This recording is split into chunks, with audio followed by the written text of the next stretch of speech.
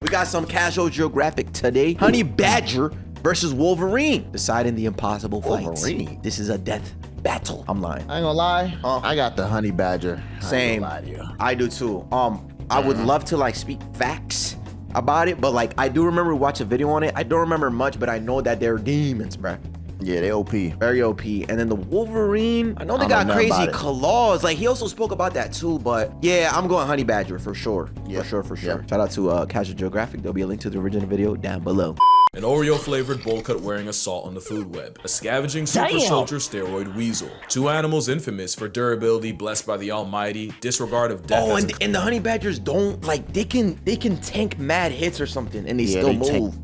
Yeah. And then something about them, I might be wrong, farting or like some sort of smell. Do you remember that? Like they like something I don't think about they skunks, gang. No, watch. I think so. Hold on. Two animals infamous for durability, blessed by the almighty, I think they do disregard something of like death that. as a concept, and being a part-time predatory hemorrhoid. An unstoppable force versus an immovable object. A fight as much philosophical as physical, and today we'll break down how these musclets match up until in the end, only one is left standing. Now disclaimer, I've actually done this video before, but after some additional research and some number crunching, my answers changed quite a bit, and after mulling it over, I actually feel pretty good about my pick. Another note I wanted to add is there are no definites in nature. What I mean is, if I say animal A would beat animal B in a fight, I don't mean animal A would run the table every time. It's more like if A and B squared up 10 times, I'd expect animal A to hypothetically win at least 6. Any debate worth having wouldn't just be one contender steamrolling the other. That being said, let's meet the misfits. The Honey Badger's black Air Force energy emanating from an aggressive tube that's sock. what it is. At only about 20 to 30 pounds and a length of 22 to 30 inches, the glorified ferret is too small, too slow, and too solitary for a conventional way of life. In a world of fight or flight, the honeyhead's defining trait is not having wings, and monochrome crash outs are actually their best defense. But it's not just a bluff. The bane of bees has 1.5-inch claws, mostly for digging and breaking into hives, and jaws powerful enough to crack open a tortoise. They apparently use those jaws to castrate larger animals to bleed them to death. But if we want to be fair here, we do have to mention that the castration claim came from Kruger Park Ranger James Stevenson Hamilton in 1947 and hasn't been documented since. Either way, the real flex is that if cockroaches had breasts, they'd probably be honey badgers.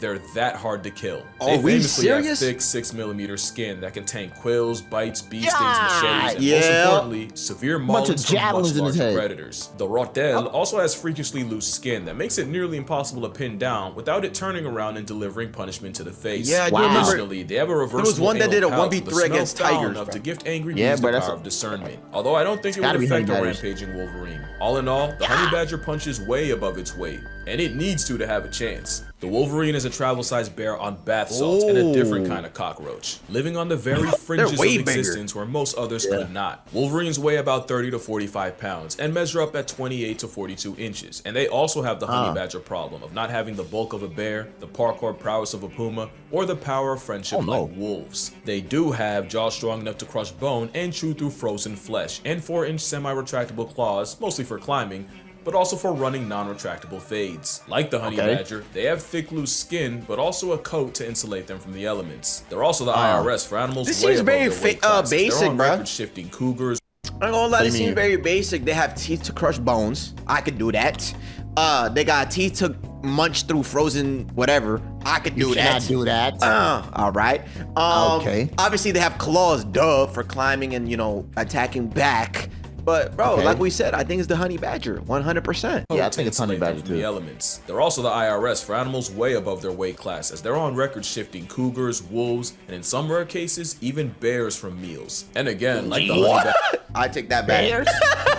Bears? I ain't gonna lie to it. I take that back. Never mind. I might still stay honey badger, but I wasn't familiar with their game. Well, I ain't gonna lie to you. I'm still picking honey badger, but I just take back everything I said. Maybe it's not as basic. Cougars, wolves, and in some rare cases, even bears from meals. And again, like the honey badger, they also weaponize their anal glands, enough to have the nickname skunk bear. See, Not I something told that should you. matter against a badger, but the fight would be an odious assault on and of every sense. The Wolverine's bigger frame means it has confirmed kills against animals up to 20 times its size, and there's even one case of a Wolverine allegedly putting a polar bear in past tense by latching its jaws around the bear's windpipe. But just like Yo, bro, you know that's a flex? Cause Yeah. the polar bear, I feel like if you see one, you're most likely dead.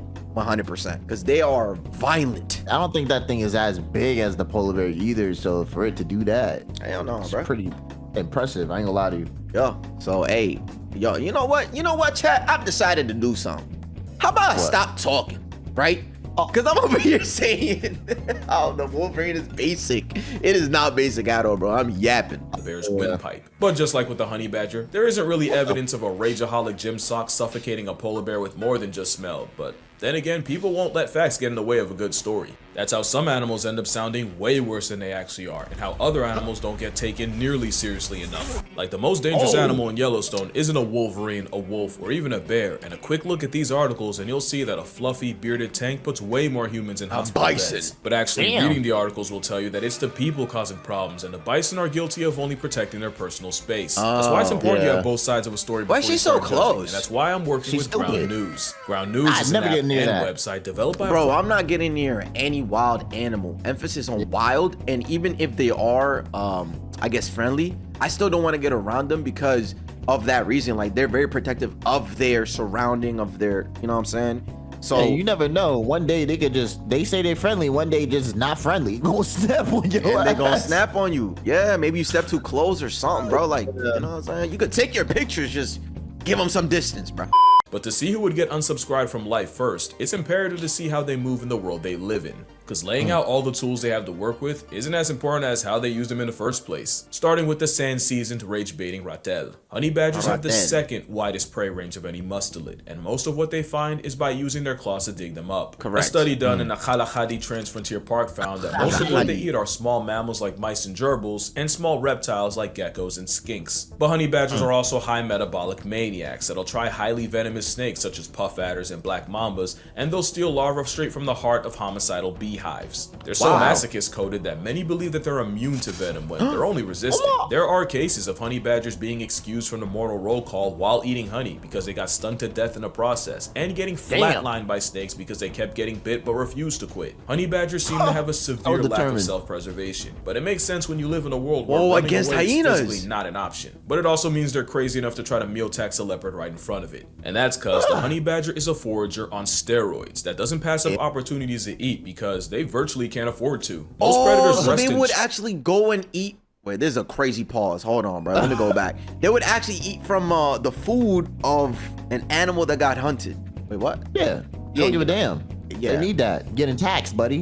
that doesn't pass up opportunities to eat because they virtually while they're can't afford watching it. Most predators crazy. rest and chill after a big kill, but honey badger will stop only for as long as it takes to consume it before running off to find another. This mentality also helps his furry fitted sheet not fold in the face of predators, and constantly fighting back even inches from death means even if it can be killed, it often ends up being more effort than it's worth. In a desolate landscape like the Kalahari, an overachieving weasel scrounges a living in the area code of some of the most impressive and oppressive forces of predatory nature. Wolverines are survivalists on steroids that live in some of the most unlivable places Maybe on Wolverines Earth. might While be bears better, hibernate through the dead of winter, the skunk bear is still outside in avalanche country. Those claws work as crampons to let the Hulk weasel cling to the side of a cliff, and having large paws means they can run across the same deep snow other animals would sink in. Those jaws are specifically designed to tear through flesh that's frozen solid, and a wolvie will eat every part of a carcass, right down to the teeth. They even have a molar that's been rotated 90 degrees for the main purpose of cutting through ice solid meat. Also, they are the second most disrespectful creature to inclines, with number 1 going to goats. Wolverines will use mountains like we use crosswalks. It's actually why they're so impossible to keep track of. A motivated Wolverine will easily trek through 40 miles of rough, virtually inaccessible terrain in a day. And holy shit. I was gonna say, isn't it crazy how he has to hunt in this environment, bro? This looks like a barren land. Look at this. But he walks 40 miles. That's OD too. I ain't gonna lie to you. How do you find food in this, bro? I don't know, bro. Animals are just insane, man. Wolverines will use mountains like we use crosswalks. It's actually why they're so impossible to keep track of. A motivated Wolverine will easily trek through 40 miles of rough, virtually inaccessible terrain in a day. And in Glacier National, there was one case of a Wolverine scaling a 5,000-foot peak in an hour and a half. And that stubbornness applies to their diet, since Wolverines often have to scavenge under the noses of apex predators. But Wolverines can kill too, and in a study, 84% of the observed Wolverines' diets included reindeer, and 28% of those were actually wiped out by Wolverines. There might not be a worse predator to have than a Wolverine, and it's because of how they hunt. Wolverines are the pioneers of one-person persistence hunting, and in one study, a Wolverine chased a caribou for a total of just under 40 miles in a hunt exceeding 6 hours. Holy the animal with glutton for a Latin name will tailgate a mark until they eventually gas out. So whether it's a determined garbage disposal or a flagrantly reckless felony ferret, beating either would be a war of attrition. But the question still remains, can he fight though? Both these animals rely on intimidation and offensive defense, but how do they fare when that bluff gets called? With honey badgers, those claws probably wouldn't feel good across the face, but the real damage is in that bite. A honey badger's jaws are strong enough to pull the meat out of a carcass after other predators are done with it. They're actually built for conflict, because the badger's skull has a transverse mandibular condyle that locks into the jaw socket. Oh, I got one of those too. A tight fit that secures the jaw and makes it incredibly difficult to dislodge or dislocate. That's how a honey badger maintains its dental grip on either prey or predators, no matter how hard they buck. The jaw strength is how honey badgers are documented murking goats and sheep, usually by tearing holes in their underside and disemboweling them. The honey badger will also use its nasty bite to factory reset snakes by immobilizing them with a bite to the back of the head. By essentially shaking ops with their teeth and using claws for leverage, the honey badger has scored some impressive wins against raptors like Marshall and tawny eagles, and even the African porcupine. The same one that's that one's crazy. When honey badgers fight each other, injuries show that they go for the face, neck, and underbelly because they know that everything else is a waste of time. The honey badger is an absolute stonewall, but its size means it's realistically not killing prey bigger than a sheep. Yo, look at his not like the balls. Wolverine.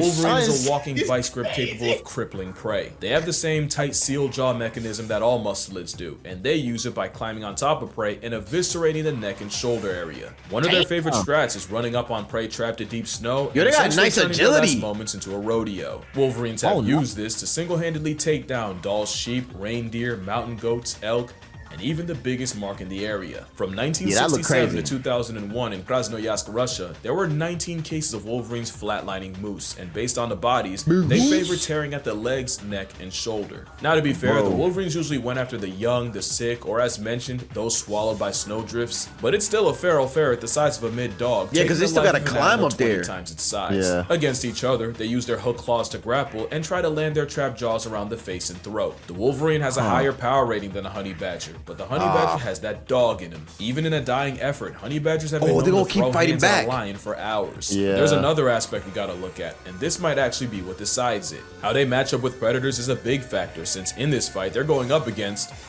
another predator. And there's no shortage of threats to a honey badger's well-being. Lions, hyenas, leopards, wild dogs, crocodiles, baboons, and pythons are all liable to catch an African agro snake. As much as their reputation precedes them, honey badger got quite a lot to give a shit about. Even though they can live for nearly 30 years in captivity, in the wild, most won't make it past 7. Honey badgers aren't the indestructible black and white badger berserkers the internet says they are. They're actually very vulnerable to predators. And it seems that the honey badger's two biggest threats are leopards and hyenas. As funny as it is, mature lions typically avoid them, since beefing with a malice-operated weasel when you hunt buffalo for a living is a genuine waste of time. But leopards and hyenas are more curious, and since a foot-tall badger can't outrun a hyena gang or sidestep a leopard, they literally have no other option than to fight to buy itself extra time. But ultimately, honey badgers have no shot at crippling any predator bigger than a jackal, and it becomes a losing matchup when a predator decides it does have time. It's just that the honey badger's crackhead determination means it can survive situations they have no business. But why are you picking that fight though? Wolverines don't face the sheer volume, but they still have a familiar feline build, one of the greatest pack hunters of all time, and one of the largest land predators on Earth to deal with. Like the honey badger, the Wolverine's durability has been blown up as time's gone on. They're actually really vulnerable against wolves. They'll square up and fight the good fight, but they're as brave as they need to be until there's a treat. In a study on the mortality of Wolverines in Sweden, they're just trying to survive. Over 40% died to a predator, likely a wolf, or another reen. Of course, we're still talking about a freaking Wolverine, and you gotta take a gigaferret capable of offing elk, lynxes, and on the right day, a moose. Seriously, Wolverines are a legitimate risk to predators that can't afford to tank injuries, and this can lead to them getting bullied out of resources that may not have been worth it. Wolverines are one of the rarest mammals in America, and because they typically live in the inhospitable, we don't really know how these encounters typically go, but we know one thing for sure. Wolves, cougars, black bears, and brown bears can and have killed Wolverines, and no Wolverine has been recorded murking one of them. Unless you believe the as expected, I guess. So now we have everything to decide. Wait, what do you say at the end? Wolverine has been recorded murking one of them. Unless you believe the polar bear story. So now we have everything to decide. I mean, you're the one telling me. Now we have to decide. I trust you. Obviously, there's no question who wins in a fight to the death, but is it still a W if you can force a forfeit first? In nature, a fight to the death is rare because the injury sustained My would likely God, life bro, they're jumping. Yeah, they mauling. They mauling, mauling, bro. ass. This is crazy. No, this is bad. This, no, bro. Because the injury sustained would likely life deprive both sides anyway. God. As much as the drama of a drawn out cinematic duel to the death would God. sell, getting one side to turn tail is just as valuable a win. So here, a win would mean either straight up destroying the other or successfully intimidating them. Now let's finally set the scene for the fight. It's the middle of an unbearably long dry season when a Wolverine and a honey badger run into each other at a fresh deer kill. Neither's eaten in days, and both may not eat for several more. And Oh with yeah, these being not two prime males. This fade might be fatal. Yeah, Let's this review is a it. fatal Honey fade. badgers are arguably more durable, surviving maulings that would likely kill the wolf. Yo, he's getting Plus, jumped a honey too. badger is liable to fight to the absolute death. But even in a fight going the distance, the biggest question remains: how does the honey badger basically beat a bigger version of itself? The Wolverine can survive one of the worst conditions of any predator, and the same jaws that can cripple a moose and allegedly a polar bear should be enough to crush the honey badger's skull. But the honey badger takes a lot to kill, and will be squirming and giving it right back the whole time. For the Wolverine, the question is, if bigger predators struggle with it, how does the Wolverine expect to be any different? It's not easy, but the winner is the Wolverine. The honey badger's I looking had new a skin feeling and attitude low-key. would make this a prolonged fight, but the Wolverine's jaws are capable of inflicting enough crush damage on the badger, especially if it lands a blow to the head, which they normally go for. In a fight going the distance, the Wolverine would get beaten up, but the honey badger likely wouldn't be able to get a kill on the Wolverine. That's But what the I real was winner here thinking, is- bro. I was thinking like because they fight to the death. I mean, the honey badgers, because they fight to the death, they'll be able to like outlast. But I guess he mentioned if though, it's if the Wolverine gets a bite to the head. Yeah, You know what I it's mean? still possibility that the honey badger could win, and I felt like they would win because like.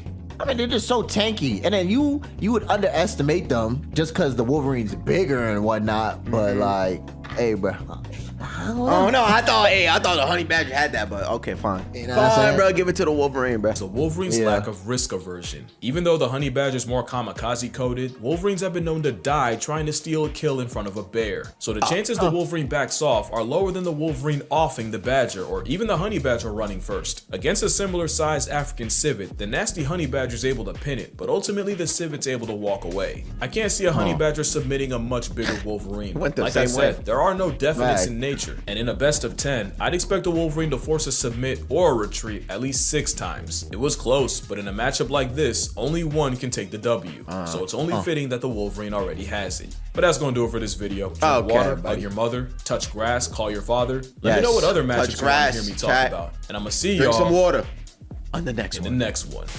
Ty, what the? Are we? You letting him take your finger? Yeah, why are we playing hell with nah. these? Why are we playing hell with no. them? See, this is what I be talking about, bro. I mean, I'm assuming they raised them or whatever, but still, like, I don't know. If raising them, okay, that's a different story. But if I'm a random and you just happen to see me that day, look, I ain't trusting you 100%. You ain't know me when you was a baby, bro. You might bite my ass. Yup, A lot of you. yup. But anyways, though, that was very educational. You know what I'm saying? As always. And yeah, man, if y'all like feel like you can't like fuck off. You know Drink what I'm some saying? water. Like the goddamn light. Drink some water. Drink some water. Yep, yep, Stay yep. hydrated. Subscribe to the personal channel. Oh, yeah, so that's a man.